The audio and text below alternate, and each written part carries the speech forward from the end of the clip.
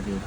首先，我哋駛向考官要求嘅位置，行駛交通就停車，停咗車之後呢，就拉手掣，就可以即刻開始啦。打右燈，行駛交通望慢點，車慢太快向右攞盡。嗱，呢個叫第一手。咁第一手我哋幾時回呢？我哋睇翻個車頭，睇翻個車頭呢，個綠燈呢到駁呢，我哋就回2圈噶啦。咁到時考試呢，就個燈號呢就會熄咗佢嘅。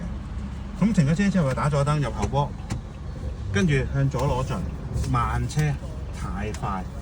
攞盡咗之後呢，我哋留意呢，車右邊車身嘅綠燈呢，到駁呢就回軚2圈。咁回咗軚2圈之後呢，直至個紅燈到個駁邊，咁我哋停車就可以打右燈入 T 波啦。做翻個查冊交通之後呢，做第3手軚，車慢太快向右攞盡。喺期間呢，唔可以撞到任何嘢。咁你做完3手軚之後呢，就可以回直軚，就可以離開噶啦。好，唔該同學。